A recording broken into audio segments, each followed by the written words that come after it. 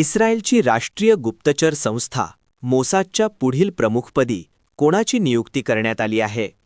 उत्तर आहे Roman गफमन. Roman गफमन यांची मोसाद या इस्रायलच्या प्रमुख गुप्तचर संस्थेचे पुढील प्रमुख म्हणून निवड झाली आहे.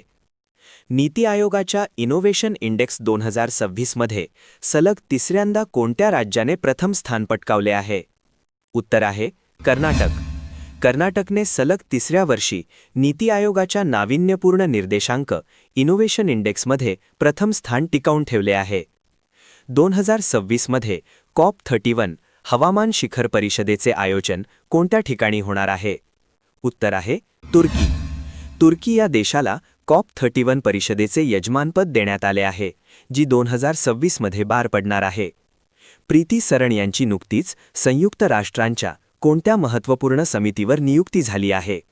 उत्तर आहे आर्थिक, सामाजिक आणि सांस्कृतिक हक्क समिती. प्रीती सरण या संयुक्त राष्ट्रांच्या आर्थिक, सामाजिक आणि सांस्कृतिक अधिकारांशी संबंधित समितीवर भारताचे प्रतिनिधित्व करतील. भारत आणि उझबेकिस्तान यांच्यातील संयुक्त लष्करी सराव डस्टलीकची 2026 मधील आवृत्ती कितवी आहे? उत्तर आहे 7वी. डस्टलीक या संयुक्त लष्करी सरावाची 7वी आवृत्ती 2026 मध्ये उझबेकिस्तान येथे आयोजित करण्यात आली आहे. नितीश कुमार यांनी एप्रिल 2026 मध्ये कोणत्या सभागृहाचे सदस्य म्हणून शपथ घेऊन संसदेत पुनरागमन केले आहे? उत्तर आहे राज्यसभा.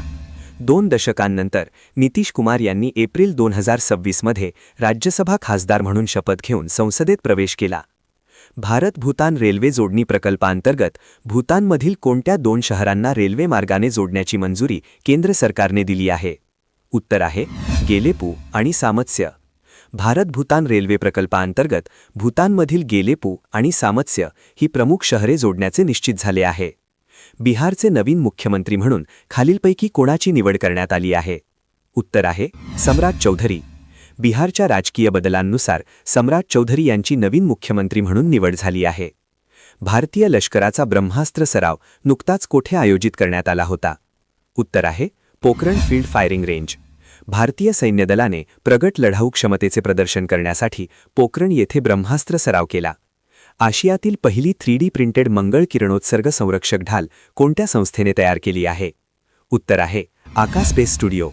आकाश स्पेस स्टुडिओने अंतराळवीरांच्या संरक्षणासाठी आशियातील पहिली 3D प्रिंटेड मंगळ किरणोत्सर्ग संरक्षक ढाल विकसित केली आहे.